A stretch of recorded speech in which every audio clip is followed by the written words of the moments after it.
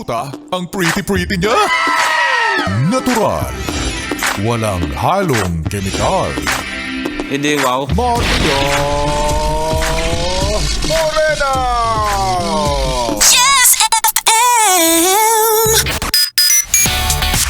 Yes, friend, kasama lang yung Maria at mamahalin Moren ako. Ay! Nag-insist! At hello sa lahat ng mga yes friend natin na kumakain. Tama yan. Kumain ka ng kumain. Eh bakit ka magda-diet? Ha? Hindi mo kailangan mag-diet ha, yes friend.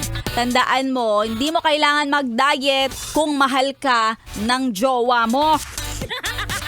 Period. Wala nang ibang dahilan ha, okay?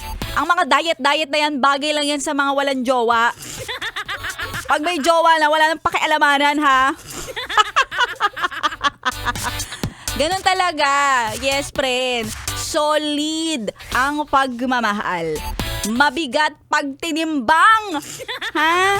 Kaya kahit anong weight ang na-gain o na-lose pag ikaw ay nasa relationship, nako, sabihin mo dun sa taong pinataba mo, este pala sa taong mahal mo, I love you just the way you are. Yung way spelling nun, W-E-I-G-H. Wow, nag-isip pa. Kaya kuya, na nakikinig sa atin ngayon, pag lumingon ka sa iba, nako, talaga sinasabi ko, sa ibang kwarto ka. Sa labas ng kwarto, hindi ka pwedeng makapasok. Sige, lingon-lingon ka pa ha. Wala na yun, tigil-tigilan nyo na yung kakasabi ng kapag lumingon ka, akin ka. Hindi ganon. Huwag ibahin mo na yung mindset mo, hindi ka binata.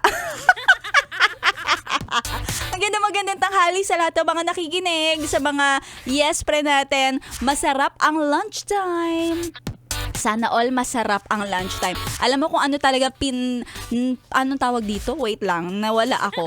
Ano ang nagpapasarap sa iyong lunch? Hindi naman yan sa mahal ng kinakain mo, sa mahal ng katabi mo.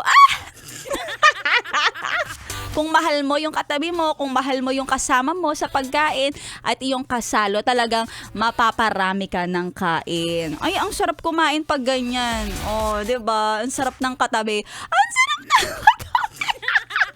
Ang sarap kumain ng iyong katabi. Kaya sa mga yes friend natin, happy lunchtime. At si Maria Morena, hindi lang lunch mo makakasama, hanggang merienda mo makakasama. Tuloy-tuloy mo ang pakikitutok hanggang alas 3. Andito lang ako. Dito lang, solid. 101.1 Yes FM.